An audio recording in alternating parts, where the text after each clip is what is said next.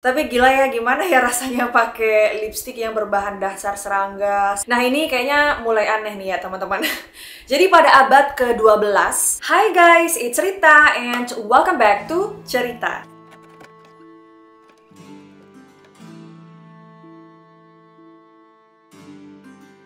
Kalau kita ngomongin soal kecantikan, pasti nggak sedikit nih cewek-cewek yang rela melakukan segalanya demi terlihat cantik. Nah, zaman sekarang ini kayaknya kita lebih beruntung ya, karena sudah ada dokter kecantikan. Jadi kalau misalnya kita ada keluhan, misalnya kayak ada jerawat, atau pengen koreksi ini itu, jadi bisa langsung konsultasi sama dokter, sama ahlinya. Atau kita bisa tinggal beli skincare yang sesuai dengan jenis kulit kita. Dan bahkan ada banyak banget ya sekarang tren-tren kecantikan yang seliweran di internet. Jadi kita tinggal ngikut aja gitu trennya. Tapi kalau di zaman dulu, jangankan tampil cantik ya, malah menurut aku trennya itu cenderung aneh dan malah berbahaya kalau diikuti. Penasaran gak sih apa aja ya tren kecantikan yang sempat viral pada zaman dulu? Make sure to keep on watching. Tapi buat teman-teman yang baru di channel aku, selamat datang dan selamat bergabung. Jangan lupa ya diklik tombol subscribe dan juga aktifkan notifikasinya. Dan buat yang udah subscribe, thank you so much. Mari support channel ini supaya bisa 1 juta subscribers. Amin.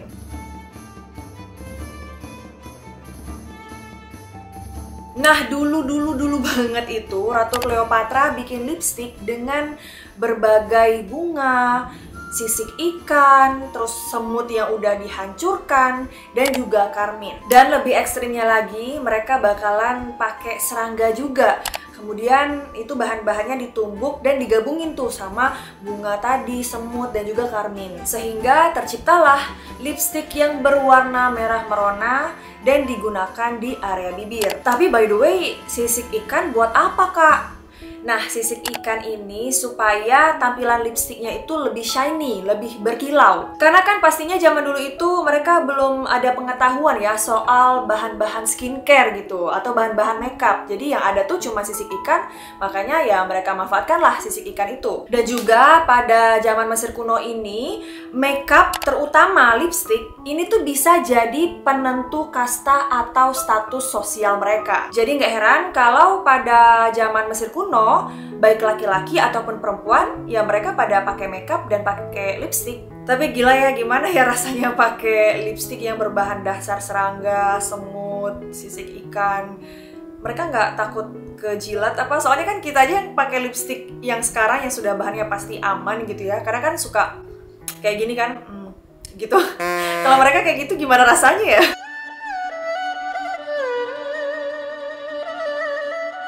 Nah ini kayaknya mulai aneh nih ya teman-teman.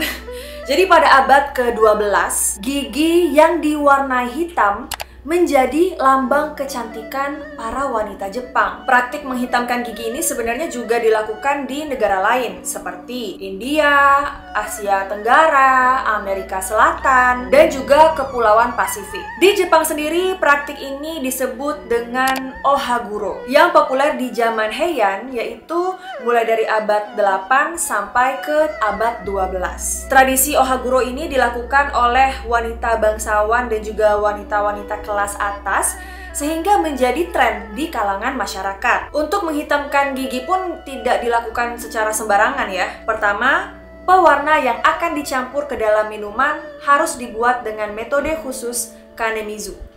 Untuk membuat pewarna, tambalan besi pertama kali direndam dalam teh atau sake dengan cuka.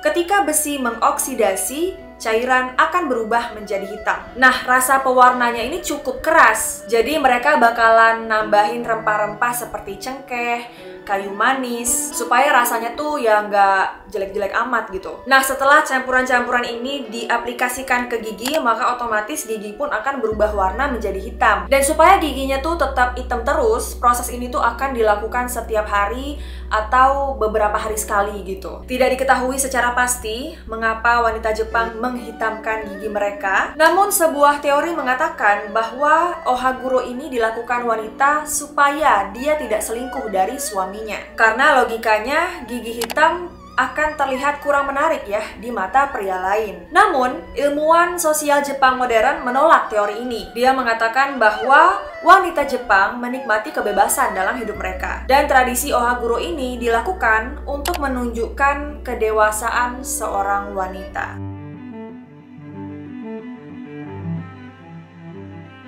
Di era kepemimpinan Ratu Elizabeth ke-1, kulit putih itu adalah segalanya bagi kecantikan dan reputasi seorang perempuan. Kabarnya, selain kulit putih ini bisa membuat seseorang terlihat lebih berkelas, kulit putih juga merupakan lambang usia muda dan kesuburan. Gak hanya itu, kulit putih juga bisa menunjukkan status sosial seseorang. Karena di Inggris, perempuan bangsawan atau perempuan yang lahir dari keluarga kaya itu mereka biasanya berkulit putih. Nah, obsesi Ratu Elizabeth ke-1 akan kulit putih tanpa celah ini ternyata harus ditentang oleh penyakit cacar. Sekitar tahun 1562, ketika dia berusia 29 tahun, dia terkena sakit cacar yang membuatnya tuh hampir meninggal dunia. Namun untungnya nyawanya bisa diselamatkan, walaupun ya gak ada dokter yang bisa menyembuhkan bekas luka cacar yang ada di mukanya. Nah, sejak itulah dia mulai terobsesi untuk melakukan apa aja demi bisa menutupi bekas cacarnya. Berdasarkan catatan sejarah, Elizabeth menggunakan bahan Venetian cerus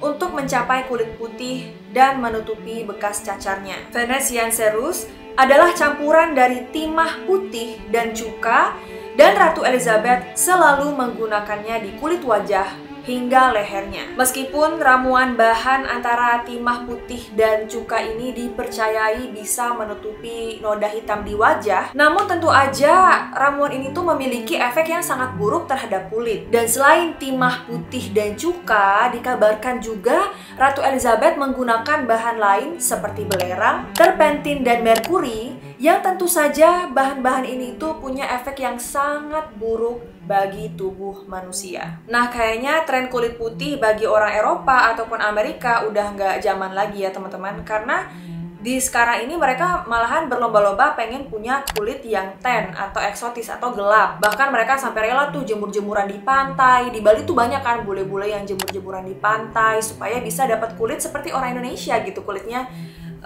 eksotis atau tan gitu. Kalau zaman dulu kulit putih adalah lambang orang kaya, kalau sekarang bagi mereka itu justru kulit tan lah lambang orang kaya, karena itu tandanya mereka sering traveling gitu sih yang aku dengar. Jujur sebagai orang Indonesia, aku bangga banget punya warna kulit seperti ini, dan aku tuh kadang sedih gitu ya kalau ada orang-orang kita tuh yang masih close minded, yang masih kayak kok lu hitam sih, jelek banget kulitnya, hitam dekil gitu. Padahal kan ya orang luar sana aja berlomba-lomba gitu pengen punya kulit seperti kita. Menurut aku orang-orang yang masih mikir kayak gitu aneh banget sih, kayak lu kurang jalan-jalan ya, lu kurang traveling ya.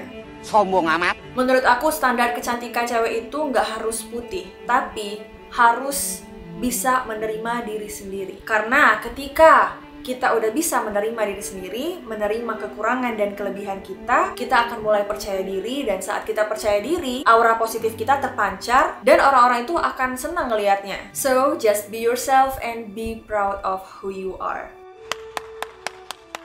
Oke, next. Sepatu jenis Chopin adalah sepatu dengan tatakan yang dipakai oleh kaum wanita pada abad ke-15, 16, dan 17. Dasar sepatu itu terbuat dari platform kayu yang sangat tinggi dengan maksud agar pakaian pemakainya terlindung dari lumpur dan juga debu. Sepatu jenis ini menjadi populer di Venesia, Italia, dan dipakai oleh kaum wanita ningrat dan juga kaum wanita penghibur kelas atas. Ukuran Chopin dibuat sesuai dengan status pemakainya. Ketika platformnya dibuat sangat tinggi, maka hal itu berarti si pemakainya ini berasal dari status sosial yang tinggi. Kaki wanita pemakainya dipasangkan ke platform menggunakan tali yang terbuat dari kulit atau sutra. Dan kalau mau pakai sepatu ini agak ribet ya teman-teman. Kalau misalnya mau pakai, maka wanita tersebut harus ditopang oleh dua pelayan atau suami mereka. Ngelihat desainnya aja udah ngeri ya teman-teman. Zaman sekarang aja heels yang dibuat sedemikian rupa kadang masih sering jatuh gitu makanya, apalagi Chopin ini gitu. Kelihatannya tuh kayak ribet makainya, terus juga pasti jalannya harus hati-hati banget.